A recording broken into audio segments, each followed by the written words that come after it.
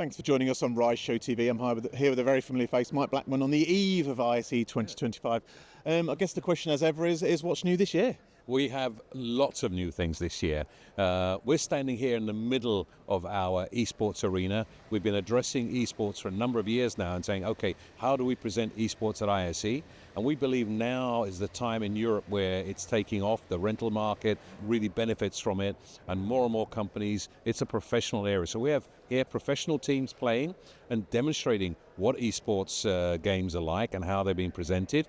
But we're also having in between where we discuss the business of esports, talking about the opportunities where the AV business gets into this. So this could be a help for integrators who maybe are not, or rental stage companies who aren't doing this at the moment, or maybe thinking about moving into it in 2025 or beyond. Absolutely.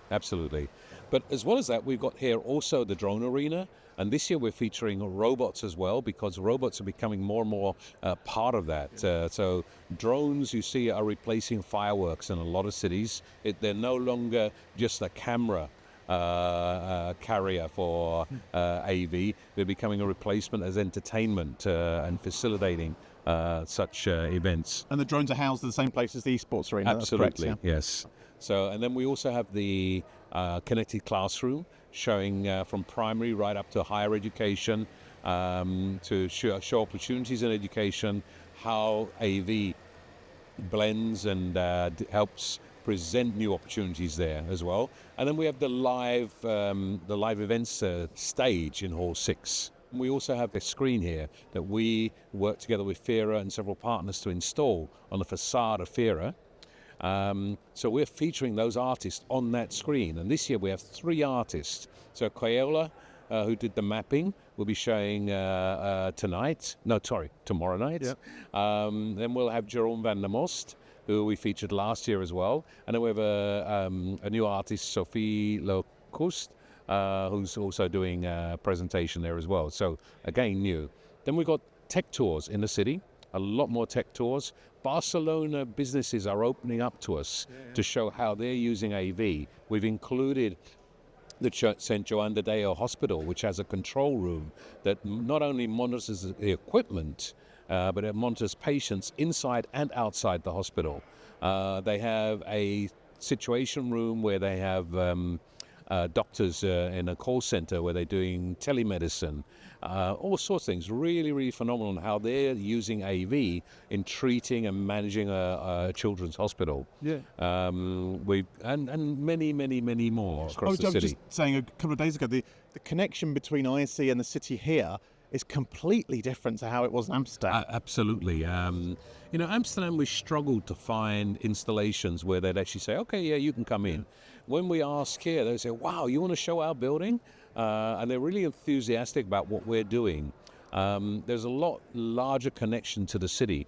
Yeah. We do things to actually show the citizens of Barcelona, the business of Barcelona, what AV industry offers to them as well. We're the sponsor of the Lighting Festival. It takes place at the end of the week. So we sort of top and tail ISE, starting with the mapping. But a lot of those visitors won't be people who come to the show as well. It'll just be the general public, right? Exactly. And that's great for us to reach out to them as well. Yeah. We have the challenge, which is that whilst we want corporates to attend ISE, we don't really want the general public.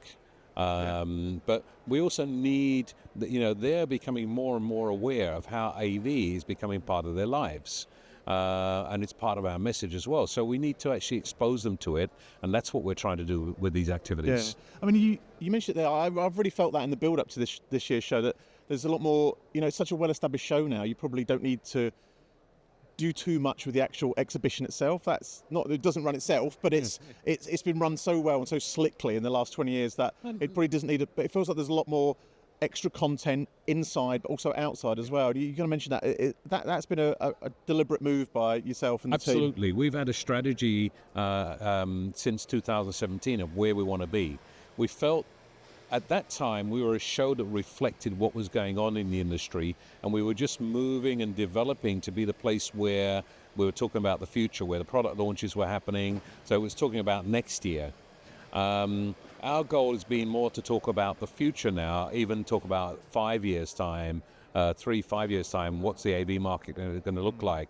Our goal our ultimate goal is that ISE will be the place where the future will be determined, where people come here to discuss and bring into their businesses what AV should be. Mike, so it was very exciting this time of the week where everything's kind of just about to happen. All is left is to wish you best of luck. I mean, you don't need it, but best of luck anyway. No, we always need luck, and I have a great team behind me.